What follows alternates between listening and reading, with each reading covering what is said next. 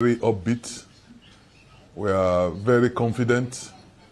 We have done our campaign in the 18 local governments. I've actually more or less toured the 192 wards. And everywhere we went, the reception was overwhelming. Our people were unanimous in their cry for change. And they believe that we have a candidate that will listen to them and that will bring the much needed change. So we are very confident that based on the campaign that we have done, based on the support that we have, there is no doubt, by the grace of God, on Saturday we'll emerge winner in the governorship election. Okay. Now, you have said, I mean, it's been reported that you're basing your campaign on the fact that the only meaningful development goes back to the time of former governor, now Senator, the former chairman of APC, Comrade Adams Oshiomhole. You say that was the last time that Edo State saw meaningful, progress, meaningful development. Is that, is that indeed the situation? Did we see that accurately, that the last time Edo saw progress was in the time of Adams Oshiomhole?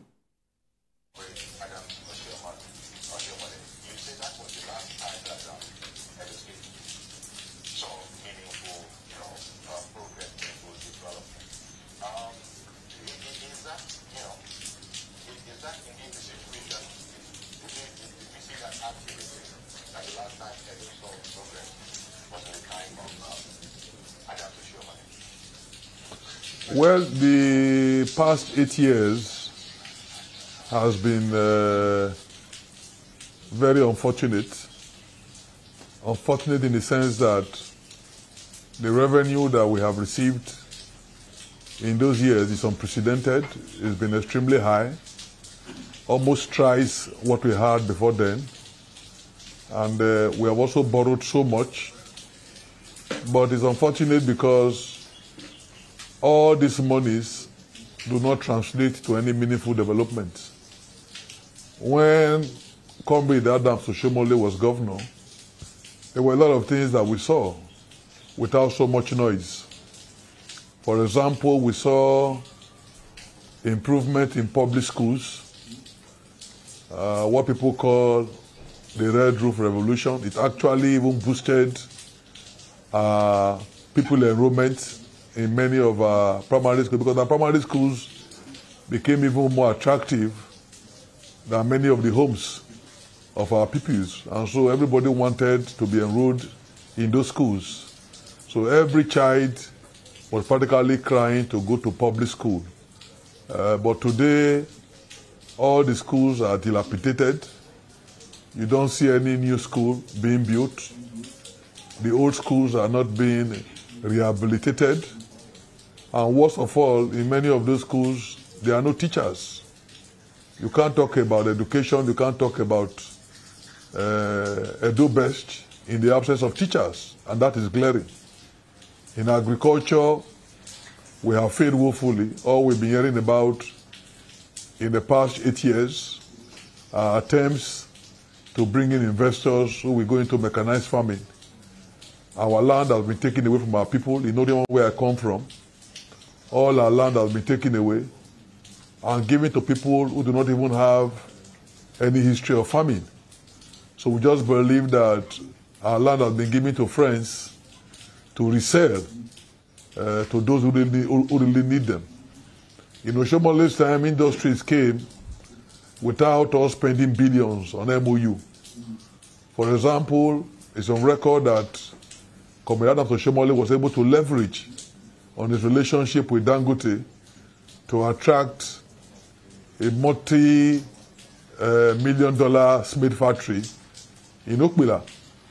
He was also able to get Boa Smith to come to our state. So we have two very big cement companies in our state. And all these things were done without too much fanfare. Of course, you also know too that in the area of energy generation. Azura power plant came during Oshomole's time, again without billions being spent on MOU.